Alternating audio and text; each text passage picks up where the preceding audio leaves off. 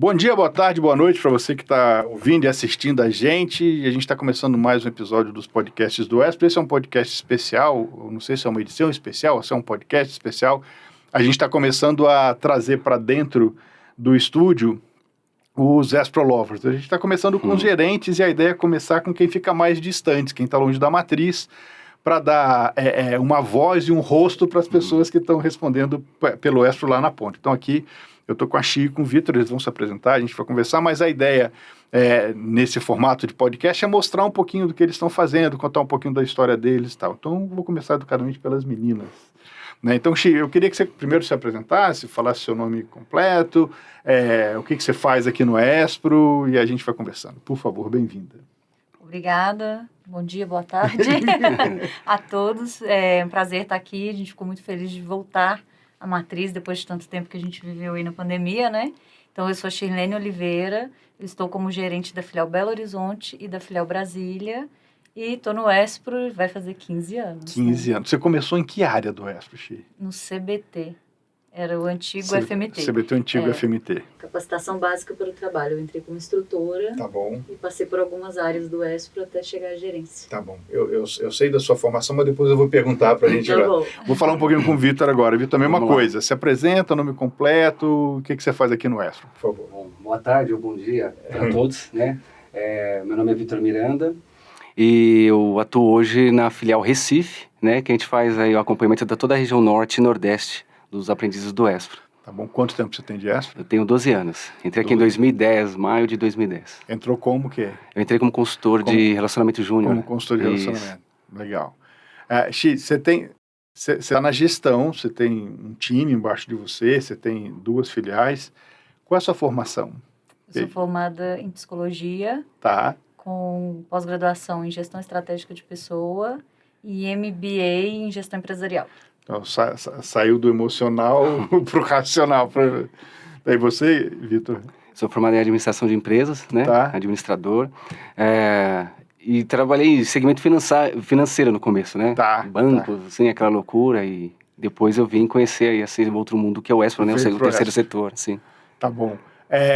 Vamos começar a pensar coisas aí, né? Assim, eu imagino que nessa trajetória de vocês, vocês passaram por diversas situações, diversos momentos, tal, momentos divertidos, momentos de estresse, e à medida que vocês foram crescendo dentro da nossa estrutura, vocês foram ficando com mais responsabilidade e entendendo que tem que desenvolver novos conhecimentos, tal, e é um pouquinho do que a gente conversa com os nossos jovens, nesse conceito de lifelong learning, né, de aprendizado ao longo da vida, serve não só para eles, mas para todo mundo. Então, assim, eu tenho 54 anos, falhou aqui o sono, eu tenho 54 anos e eu tenho que estudar o tempo todo para continuar sendo um bom líder e tal. Sabe?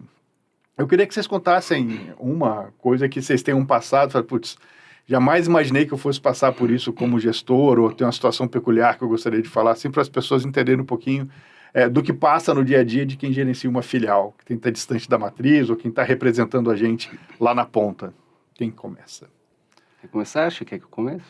É que eu tenho uma particularidade, assim, eu sou de São Paulo, né, e fui transferido no momento que eu fui para assumir a gestão da filial Recife, então essa questão cultural, mesmo dentro do ESPRO, né, como é gritante, é uma diferença cultural muito gritante e uma necessidade de adaptação e uma adaptação rápida, até pelo fato de você estar ali na frente na gestão das pessoas, então foi um aprendizado muito bom, ao mesmo tempo bastante desafiador.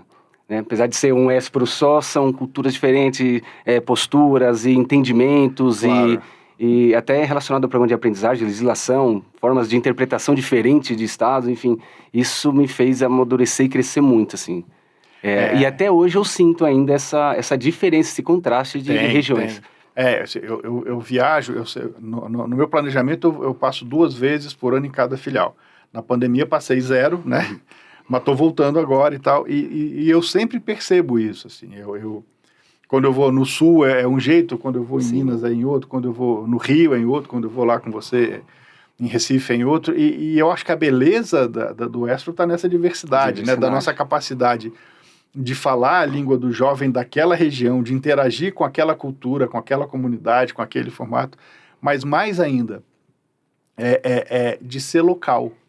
Porque você saiu de São Paulo e foi para lá, mas você foi acolhido, o time é de lá. Sim. Então, assim, apesar do ESPRO ser uma entidade nacional e a matriz está em São Paulo, não interessa, o ESPRO é local lá, ele tem essa presença. Isso acontece lá em Minas também, Chico? Com certeza. E agora, assumindo Brasília, a gente vê a questão da cultura, porque é o que o Vitor trouxe, é a mesmo ESPRO, as mesmas diretrizes, mas cada um ali com o seu tempero, né? Com certeza.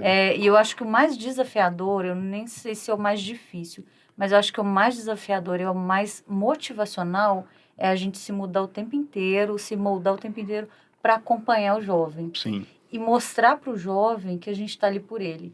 Porque as pessoas olham para a gente e acham assim, eu abri a porta, sentei e sou gerente. Exato. E a gente tem uma carreira dentro do ESPRO. O ESPRO é uma escola para a gente também. É verdade. E a gente aprende e faz isso pelo jovem. Então, eu acho que o mais desafiador e o mais gostoso do ESPRO é nós estarmos em constante mudanças, adaptações para acompanhar essa juventude que muda de geração, né, em geração, e mostrar para eles que o ESPRO é a escada para eles crescerem, para eles se desenvolverem. A gente abre a porta e eles são protagonistas dessa história. É verdade isso, né? Porque o meu caminho foi diferente, né? Quem abriu a porta do ESPRO para mim foi o conselho. Eu passei por um processo com Headhunter, processo seletivo para superintendência, mas no momento que eu sentei na cadeira do superintendente, eu falei, eu tenho que ter o contato com o jovem. Então, eu o tempo todo eu estou indo em sala, eu estou invadindo, eu estou participando das aberturas ou encerramentos dos FMTs, exatamente para ficar muito claro para mim todos os dias por que existe a cadeira que eu sento, né? Então, assim, eu como líder de uma baita instituição que tem pessoas espalhadas pelo Brasil todo, com líderes, tal, tem um ponto ali, eu falei, cara, isso tudo aqui só existe por causa do jovem. Então, o tempo todo a gente tem que estar em contato com esse jovem, ouvir e tentar sentir a dor dele, ver como a gente... Mas, ao mesmo tempo, o que é mais legal também é que esse jovem mudou ao passar desse tempo, ao longo do tempo, né? Quando a gente começou lá atrás, há 43 anos, tal, era um outro mundo, né? Então, a gente veio com transformação tecnológica, com acesso à informação, mudando a forma de aprender, e o ESPRO tem que se adaptar para fazer isso e tal. Isso tem que mudar nos consultores que abordam as empresas, nos instrutores que antessala, nas assistentes sociais, né?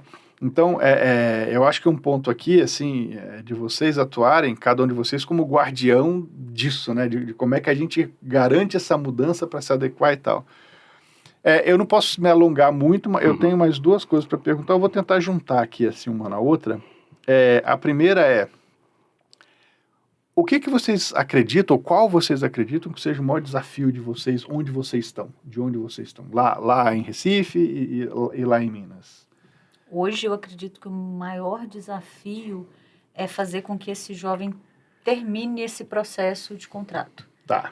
Porque é o que a gente falou, é uma geração diferente, é uma adaptação diferente, e hoje o jovem ele está numa constante mudança também. Sim, sim. Então eu acho que o maior desafio hoje é a gente entender esse jovem e trazer essa tecnologia, essa premissa para ele, para que ele conclua todo o processo dele de aprendizagem e saia daqui realizado cada vez mais, porque é o que você falou, o ESPRO inteiro está em prol disso.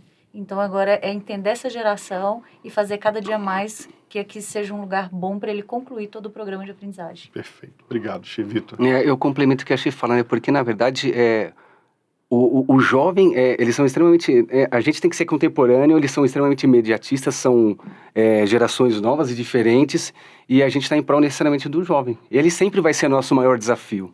Sempre tudo está relacionado e voltado para o jovem. Então, o maior desafio, de fato, sempre é o jovem, a gente se adaptar.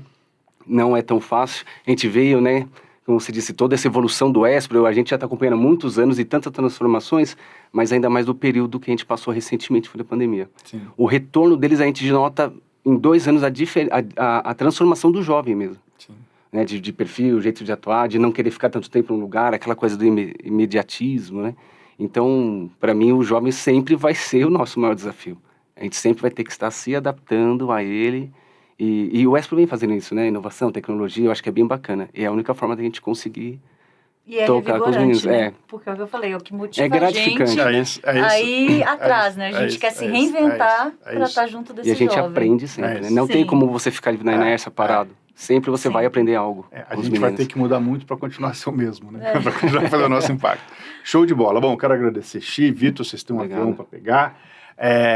Eu acho que a gente está começando muito bem essa nova série de podcasts e eu queria agradecer a vocês e ao time de Minas, Brasília, lá do Nordeste, pelo esforço e pelo trabalho que vocês têm feito para a gente seguir crescendo, evoluindo e tal. Só colaborando e trabalhando juntos a gente consegue fazer essa diferença. A gente vai ter mais conversas como essa, mais presencial. Esse aqui é o Kickoff. Obrigado, você que está assistindo a gente, vai ter mais disso, mas por enquanto a gente se despede. Obrigado, eu sou Alessandro Saad, superintendente executivo do Espro, e esse foi mais um podcast nosso. Até a próxima.